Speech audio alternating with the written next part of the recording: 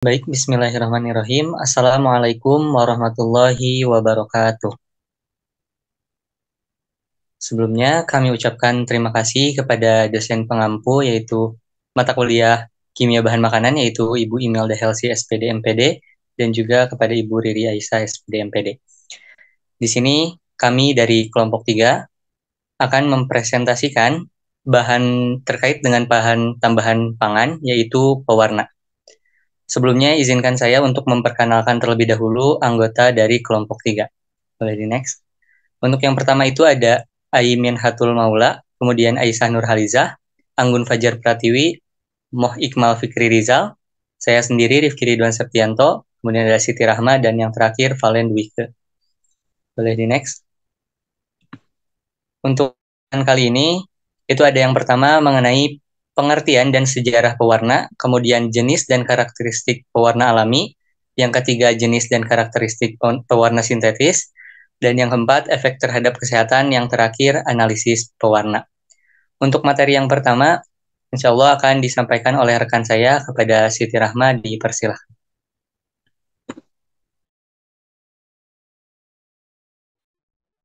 Oke, terima kasih pada moderator atas waktunya. Masuk ke materi pertama, yaitu ada pengertian warna. Nah, bahan pangan akan menjadi berwarna jika ditambahkan zat warna ke dalamnya. Pewarna makanan adalah bahan tambahan makanan yang dapat memperbaiki warna makanan yang berubah atau menjadi pucat selama proses pengolahan atau untuk memberi warna pada makanan yang tidak berwarna agar terlihat lebih menarik. Nah, menurut Peraturan Menteri Kesehatan RI nomor 772 Menkes garis miring PER garis miring 10 tahun 1999, secara umum pengertian pewarna adalah bahan tambahan pangan berupa pewarna alami dan pewarna sintesis yang ketika ditambahkan atau diaplikasikan pada pangan mampu memberi atau memperbaiki warna berbagai jenis pangan dan minuman yang berada di Indonesia, baik secara sengaja maupun tidak sengaja, telah diwarnai dengan pewarna tekstil atau pewarna yang bukan food grade yang tidak diizinkan digunakan dalam bahan pangan. Nah, menurut peraturan BPOM, RI nomor 11 tahun 2019 tentang bahan tambahan pangan, pewarna makanan didefinisikan sebagai bahan tambahan pangan yang sengaja ditambahkan ke dalam pangan untuk menghasilkan atau diharapkan sesuatu menghasilkan sesuatu atau komponen atau mempengaruhi sifat pangan tersebut baik secara langsung maupun tidak langsung. Nah, warna merupakan salah satu daya tarik utama dan menjadi kriteria penting untuk penerimaan zat produk seperti tekstil, kosmetik, pangan, dan lainnya. Boleh di next? Selanjutnya ada sejarah pewarna. Zat warna ini sangat diperlukan untuk menambah nilai artistik dan digunakan dalam memvariasikan suatu produk. Seni aplikasi warna telah dikenal manusia mulai dari zaman dahulu pada 3500 sebelum Masehi. Manusia telah menggunakan zat warna alami yang diekstrak dari sayuran, buah-buahan, bunga, dan serangga. Hal ini diperkuat dengan temuan pakaian berwarna dan jejak warna dari Medar di reruntuhan peradaban Mohenjo-daro dan Harappa di tahun 3500 Masehi. Nah, mumi yang ditemukan di makam Raja Tutankhamun di Mesir terbungkus oleh kain berwarna merah. Nah, hasil uji kimia menunjukkan bahwa warna merah merupakan senyawa alizarin, suatu pigmen yang diekstrak dari madar. Nah, catatan tertulis ditemukan bahwa pewarna alami telah digunakan di Cina pada tahun 2600 sebelum Masehi. Di anak benua India, pencelupan kain telah dikenal pada periode lembah Indus, yaitu pada 2500 sebelum Masehi. Nah, pada abad keempat Masehi, warna seperti white, madar, weld, Brazil wood, indigo, atau nila telah diketahui. Bahkan henna telah digunakan pada 2500 sebelum Masehi. Referensi penggunaan iocolorants untuk pewarna makanan diketahui dari teks Sosoin periode Nara asal Jepang abad ke-8. Nah, berisi tentang pewarnaan kacang kedelai atau azuki. Demikian, tampak bahwa selama periode tersebut orang-orang telah mewarnai makanan olahan. Warna makanan adalah bahan tambahan pangan yang dapat memberikan atau memperbaiki warna makanan. Warna makanan dapat berasal dari bahan alami seperti ekstrak sayuran, buah-buahan, atau dari bahan sintesis. Nah, pewarna makanan juga memiliki beberapa fungsi, antara lain memberikan warna yang menarik pada makanan sehingga meningkatkan daya tarik dan selera konsumen. Menyamakan warna makanan yang telah mengalami proses pengolahan seperti pengeringan, pemanasan, atau pembekuan. Menutupi perubahan warna yang terjadi selama proses pengolahan atau penyimpanan makanan. Lalu, boleh di next.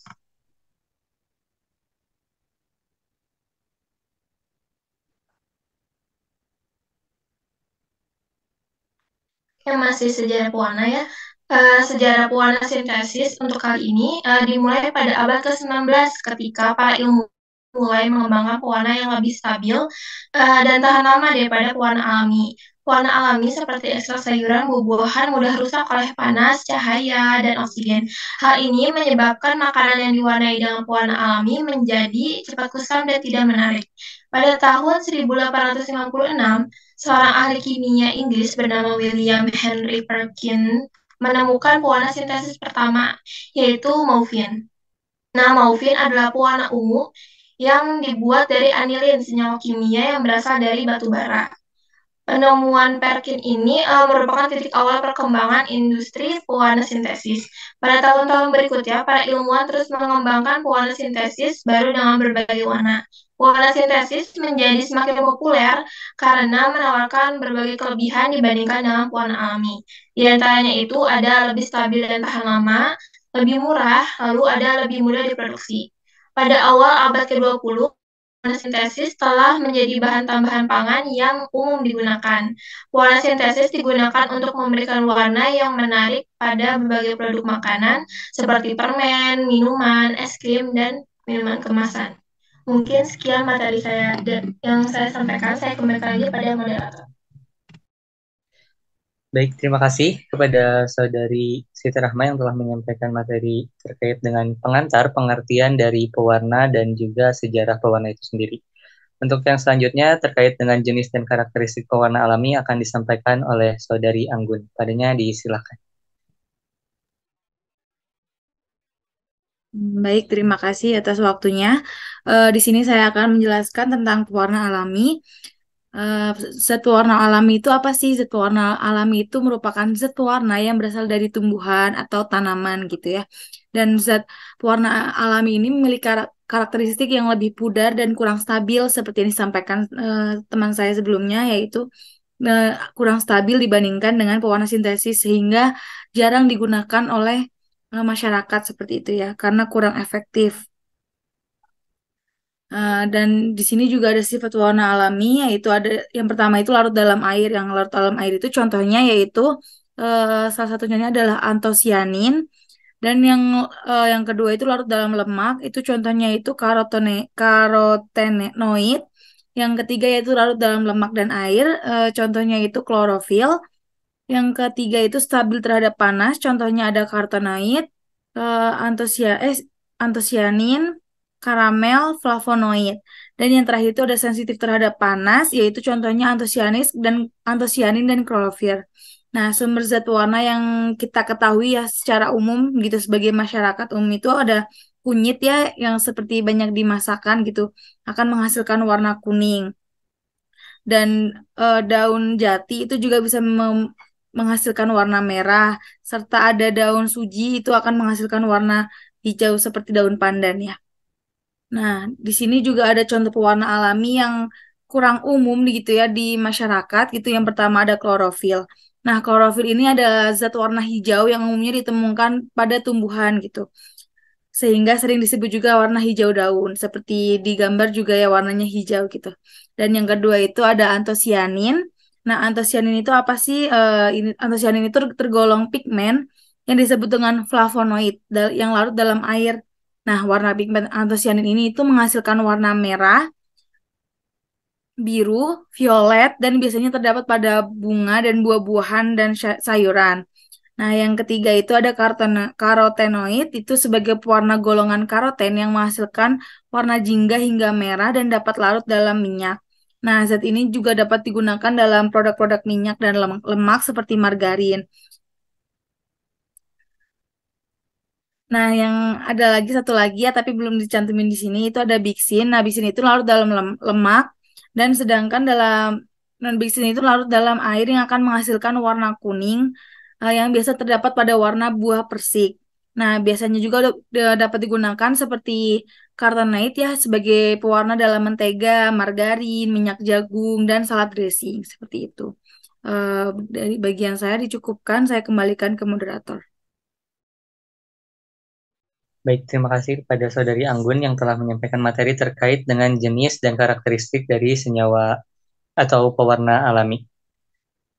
Nah, selanjutnya itu ada jenis dan karakteristik pewarna sintesis, itu yang akan disampaikan oleh Saudari Valen. Padanya disilahkan.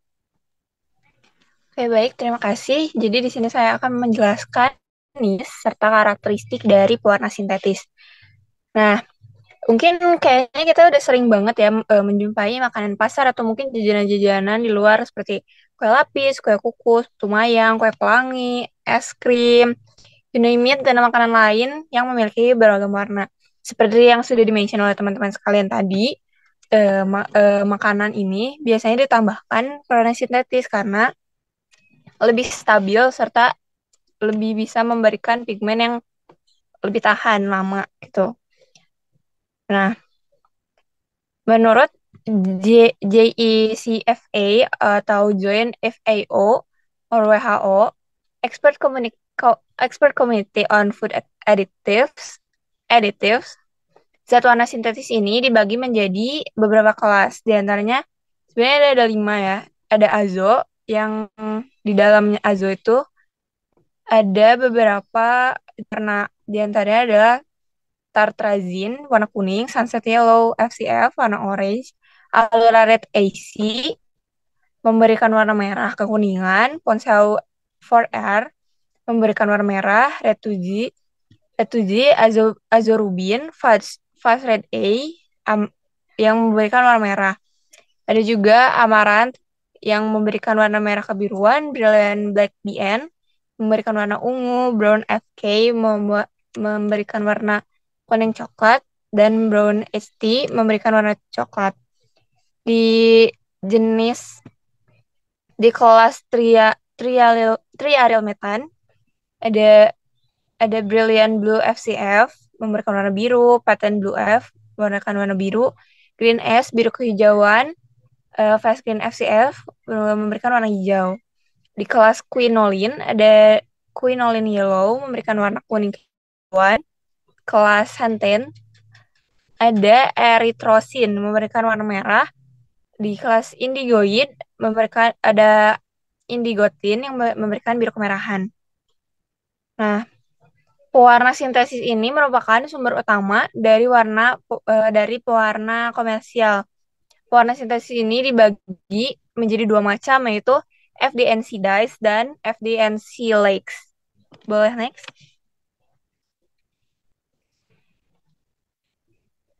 Nah, pertama adalah FDNC dyes. Jadi FDNC ini singkatan dari Food, Drugs, and Cosmetics. Jadi dyes adalah zat warna yang dapat larut dalam air serta diperjualkan dalam bentuk serbuk, granula, cairan, campuran warna, pasta, ataupun dispersi. Nah, dyes ini tidak dapat larut hampir dalam seluruh jenis pelarut organik. Jika akan dipakai dalam makanan yang tidak mengandung air, zat warna ini dapat dilarutkan dalam gliserin atau propylene glycol. FDNC dyes ini cukup stabil, tetapi dia tuh bisa jadi tidak stabil jika dalam makanan tersebut mengandung bahan-bahan produksi atau dalam makanan tersebut berprotein serta diproses dalam suhu yang tinggi atau cukup tinggi, ataupun mungkin saat bereaksi dengan metal, yaitu seng, timah, aluminium, serta tembaga. Jadi jika bereaksi dengan zat azo dan trialir metana, akan berubah menjadi pucat. Nah, dalam minuman yang mengandung asam karbonat atau bahan reduksi dalam batas tertentu dapat dicegah pewarnaannya dengan menambahkan EDTA. Nah, warna ini umumnya digunakan untuk minuman berkarbonat, minuman ringan, roti, ataupun kue-kue. Penggunaannya ini disesuaikan dengan produk. Contohnya jika saat digunakan untuk mewarnai minuman ringan, digunakan serbuk atau granola, pasta atau dispersi digunakan saat untuk membuat roti, kue, atau confectionery, serta bisa digunakan tipe cairan untuk dairy products atau kayak susu kayak gitu.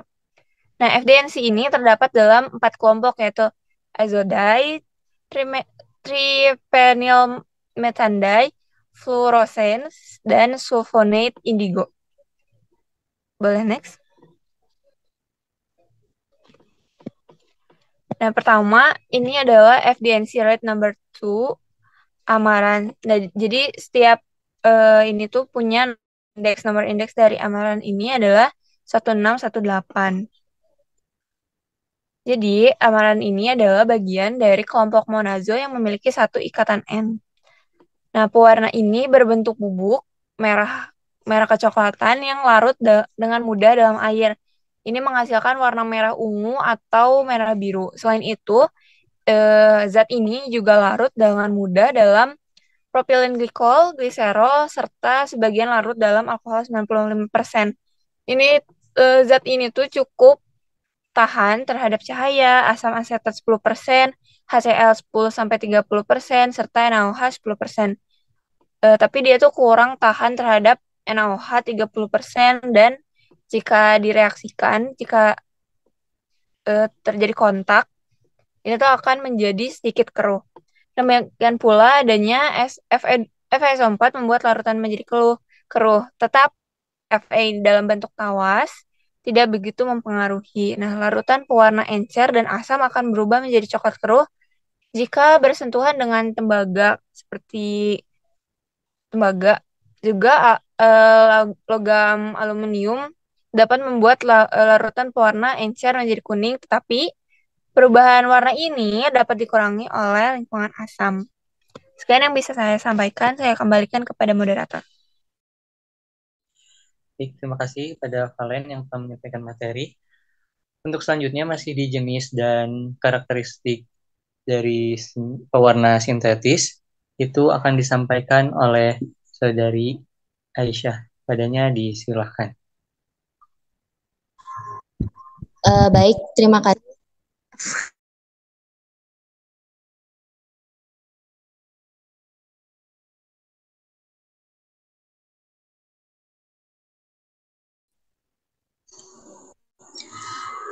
Mohon maaf ya, sebelumnya tadi keluar.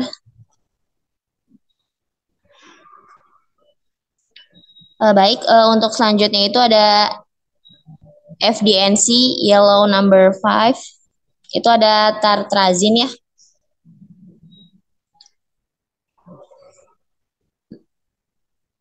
Nah, di sini itu tartrazin itu berwujudnya sebagai tepung kuning jingga yang mudah larut dalam air dengan larutannya yang berwarna kuning keemasan. Nah, zat ini tuh sukar larut gitu dalam alkohol 95%, tetapi mudah larut dalam gliserol dan glikol. Nah, meski mudah luntur oleh si oksidator ya, tartrazin ini, FeSO4 itu membuat larutan berwarna tuh menjadi keruh, tetapi dengan aluminium itu tidak berpengaruh. Nah, tembaga CU juga akan mengubah warna tersebut tuh kuning menjadi merah. Nah, untuk yang selanjutnya itu ada FDNC yellow number 6, itu ada sunset yellow ya. Nah, di mana sunset yellow ini tuh adalah bagian dari kelompok manazo juga gitu, berbentuk bubuk berwarna jingga larut dengan sangat mudah dalam air.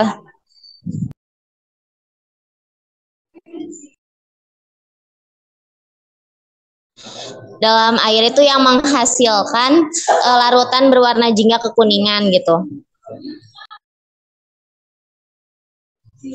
Nah, ini juga ya sedikit larut dalam alkohol 95% dan larut dengan mudah dalam gliserol dan glikol ya sama yang seperti sebelumnya gitu.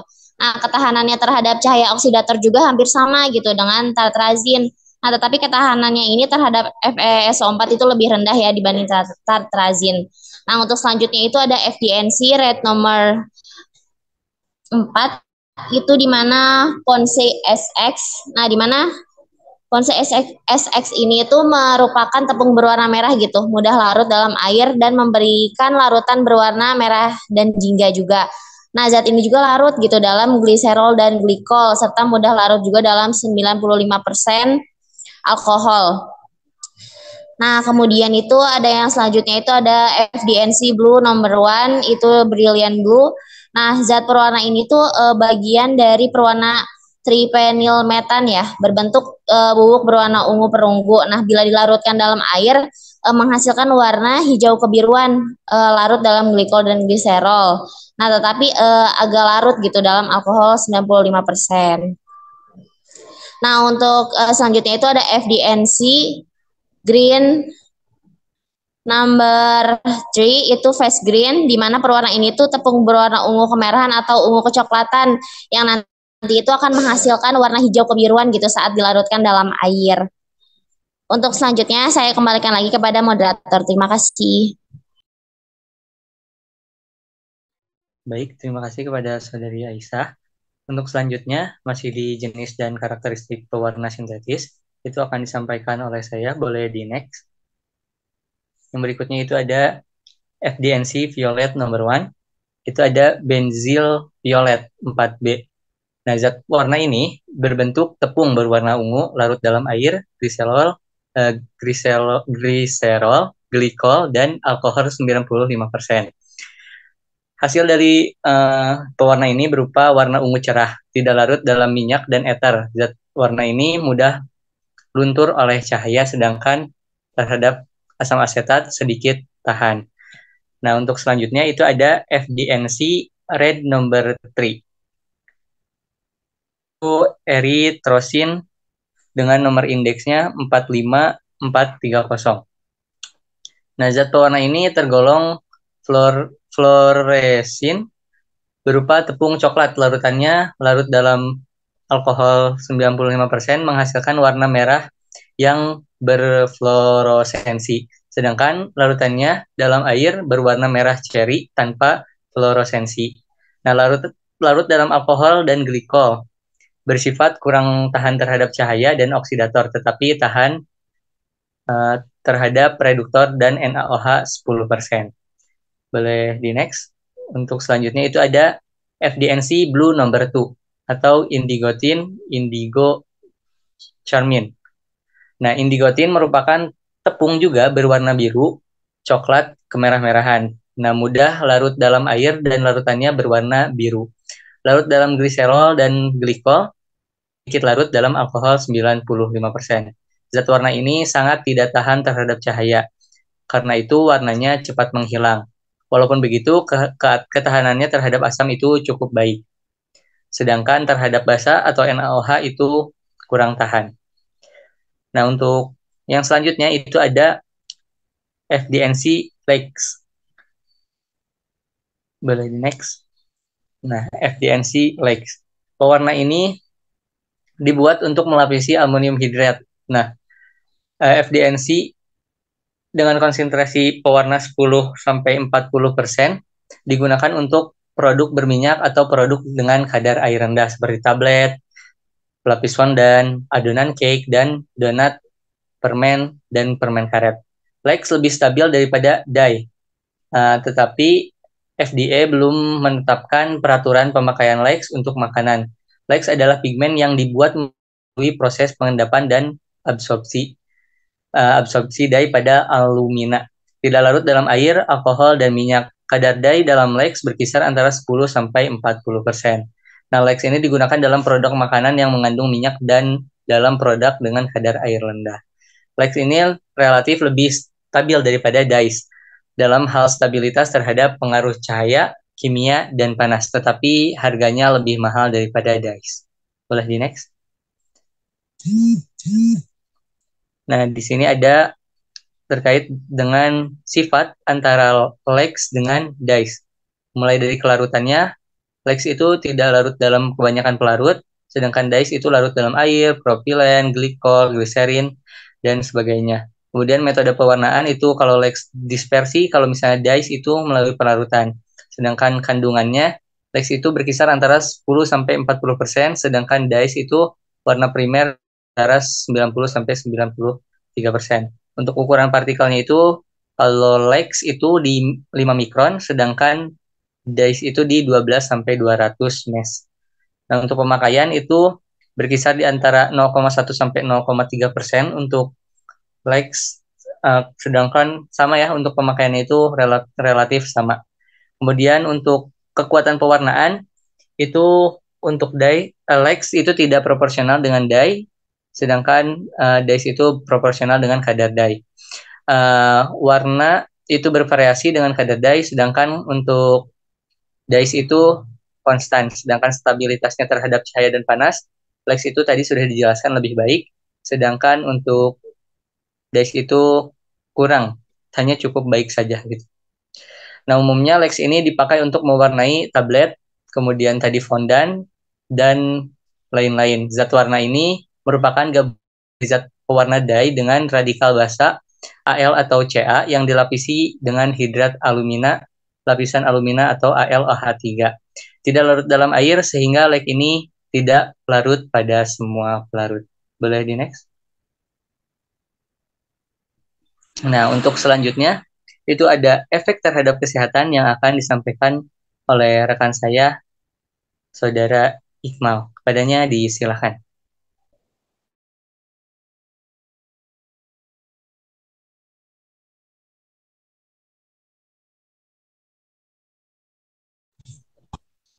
Baik, terima kasih moderator atas kesempatannya. Setelah tadi kita mengenal karakteristik dan jenis-jenis zat berwarna pada bahan tambahan pangan, berikutnya kita membahas efek zat-zat tersebut terhadap kesehatan bila kita mengkonsumsinya. Boleh di next.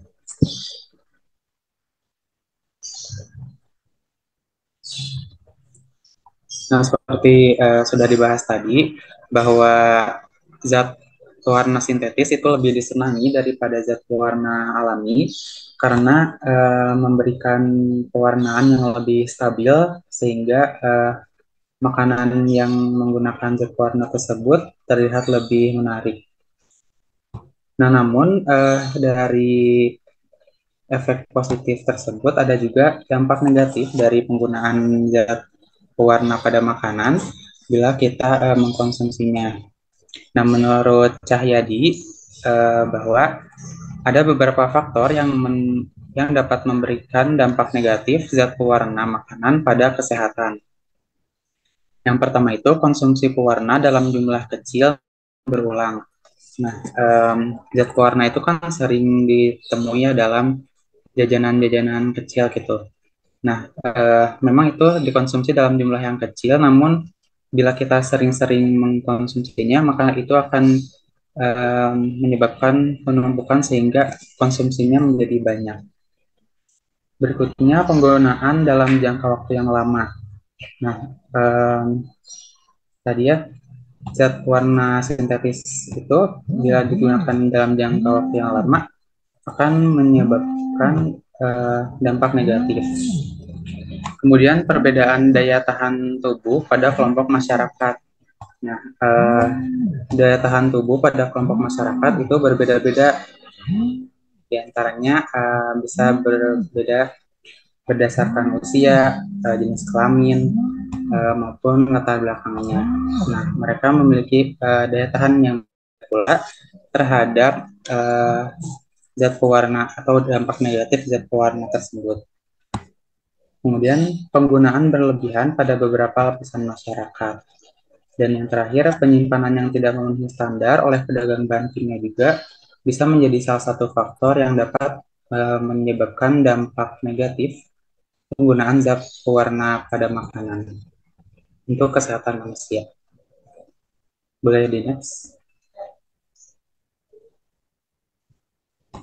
Nah, lalu sebenarnya mengapa sih zat pewarna makanan ini dapat berbahaya bagi kesehatan? Nah, zat pewarna ini dapat merusak organ tubuh dan memicu perkembangan kanker. Mengapa dapat merusak organ tubuh?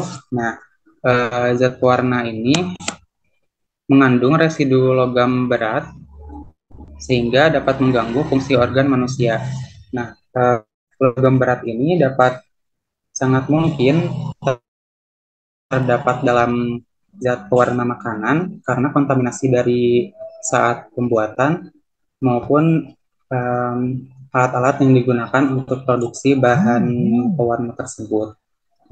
Nah, logam berat inilah yang kemudian menjadi zat toksik dalam zat pewarna makanan.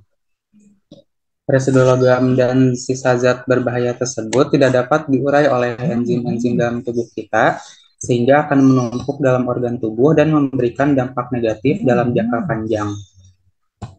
Selain itu, banyak zat pewarna makanan itu bersifat karsinogenik, teratogenik, mutagenik, korosif, dan iritasi secara kimiawi.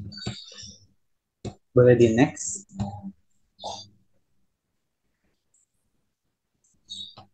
Nah, beberapa bahaya yang ditimbulkan dari beberapa jenis zat pewarna bagi kesehatan tubuh itu diantaranya yang pertama bagi pewarna rodamin B. Nah, zat pewarna rodamin B ini biasanya digunakan dalam industri tekstil dan kertas untuk memberikan pewarnaan merah. Nah, zat rodamin B ini dapat mengikat protein dalam saluran pencernaan dan merusak organ hati. Pemakaian zat warna ini tidak diizinkan karena dapat menimbulkan bahaya bagi konsumen. Secara MSDS pula, rodamin B ini dapat menyebabkan iritasi gitu ya bila terkena paparan kulit maupun mata. Nah, apabila dikonsumsi, distribusi senyawa ini dalam tubuh manusia dapat menyebabkan gangguan fungsi hati dan kanker hati. Zat berikutnya ada kuning metanil. Kuning metanil ini dapat mengakibatkan kanker pada kandung kemih dan saluran kemih.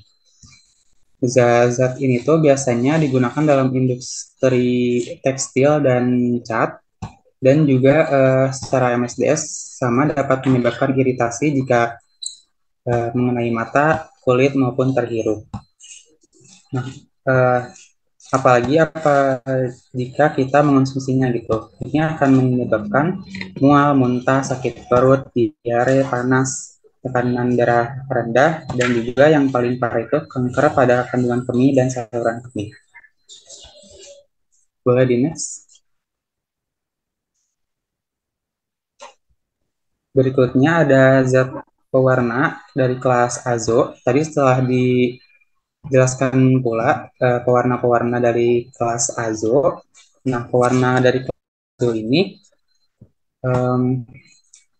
ada yang dapat larut dalam air dan ada juga yang tidak atau larut dalam lemak. Pewarna azo yang larut dalam air itu diekspresikan secara kuantitatif melalui empedu, sedangkan yang larut dalam lemak diabsorpsi sempurna tanpa metabolisme dalam usus, melainkan dimetabolisme langsung dalam hati. Nah, ini akan menyebabkan terbentuknya senyawa aminonatrol dalam hati dan akan menyebabkan kanker hati jika berterusan atau dalam jangka waktu yang panjang. Beberapa bahaya lain dari zat pewarna kelas azo ini, yang pertama contohnya itu amaran. Jika amaran ini dikonsumsi dalam konsentrasi tinggi dapat menyebabkan tumor, alergi pernapasan, dan menyebabkan hiperaktif pada anak-anak. Jadi selain kesehatan tubuh juga bisa berpengaruh pada kesehatan mental pada anak-anak. Berikutnya, alura. Zat pewarna ini dapat menstimulasi kanker limpa. Tartrazin dalam konsentrasi tinggi menyebabkan reaksi alergi, khususnya pada orang yang sensitif terhadap asam benzoat. Selain itu, tartrazin juga dapat mengakibatkan asma dan menyebabkan hiperaktif pada anak. Kemudian sunset yellow juga dapat memberikan dampak yang sama jika dikonsumsi berlebih seperti tartrazin. Terlebih sunset yellow ini dapat menyebabkan radang selaput lendir pada hidung, sakit pinggang, muntah-muntah, dan gangguan pencernaan. Boleh di next.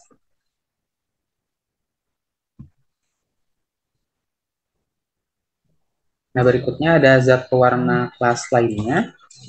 Yang itu ada karamel. Zat pewarna karamel ini biasa kita temui sebagai pewarna yang memberikan warna coklat karamel gitu ya.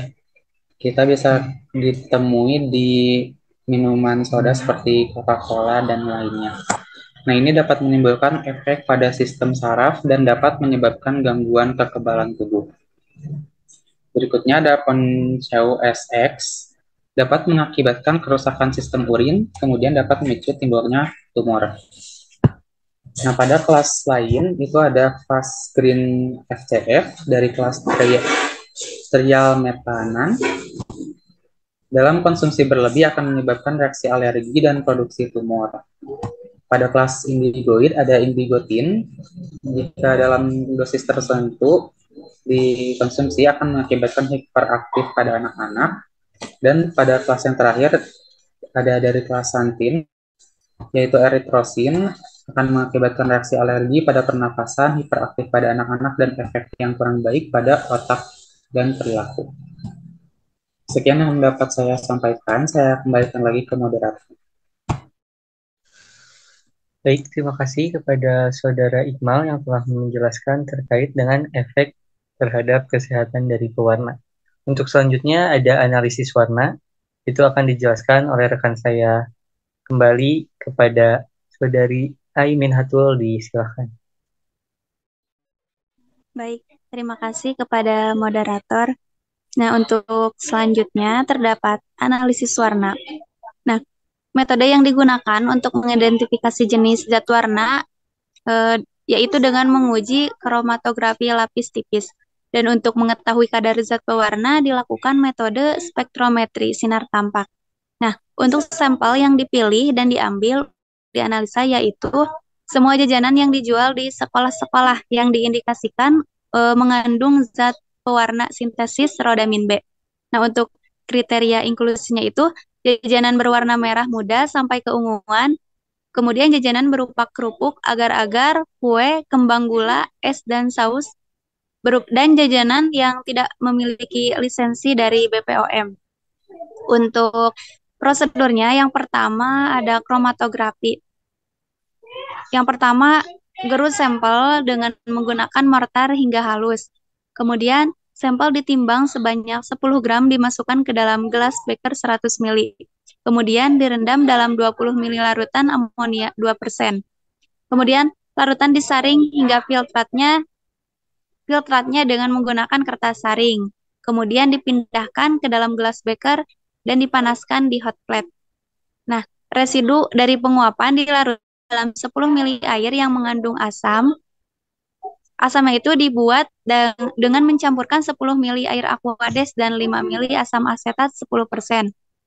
Selanjutnya, benang wol dengan panjang 15 cm dimasukkan ke dalam larutan asam dan dididihkan hingga 10 menit.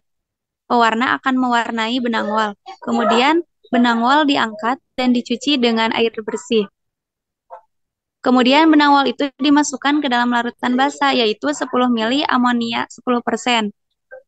Kemudian juga benang wol akan melepaskan warna. Pewarna akan masuk dalam larutan basah.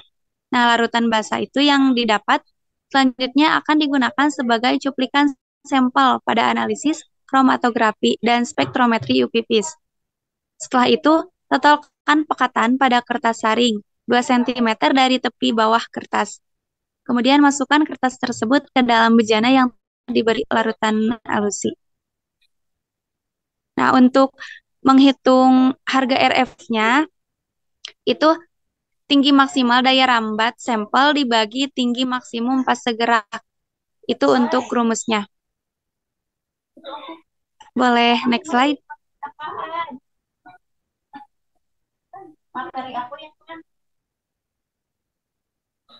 Rifki boleh deh, ya. Untuk selanjutnya, ya, prosedur spektrometri UV-Vis.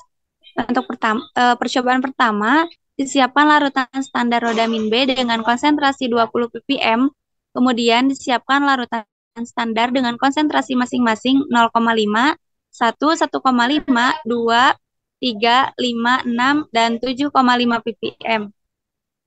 Pelarut yang digunakan adalah asam klorida 0,1 normalitas. Kemudian gunakan spektrometer untuk mengukur absorbansi setiap larutan standar pada panjang gelombang 500 nm hingga 600 nm. Untuk menghitung kadar rodamin B dalam sampel, dapat digunakan kurva kalibrasi dengan persamaan regresi ia sama dengan Bx kurang lebih A. Demikian yang dapat saya sampaikan. Saya kembalikan lagi kepada moderator. Baik, terima kasih kepada Saudari Ai Minhatul untuk kesimpulan pada materi kali ini. Yang pertama, ada pewarna makanan adalah bahan tambahan makanan yang dapat memperbaiki warna makanan yang berubah atau menjadi pucat selama proses pengolahan, atau untuk memberi warna pada makanan yang tidak berwarna agar lebih terlihat menarik. Selain itu, pewarna makanan terbagi menjadi dua, yaitu pewarna makanan alami dan pewarna makanan sintetis. Meski bagian makanan yang dikonsumsi tidak mengandung zat berbahaya menurut regulasi seperti yang tertera pada Peraturan Menteri Kesehatan RI nomor 722 /Menkes /Per/9 Romawi /1988. Penting untuk membatasi penggunaan pewarna tersebut. Hal ini disebabkan karena penggunaan pewarna dengan jumlah besar meskipun relatif aman masih dapat membahayakan kesehatan konsumen.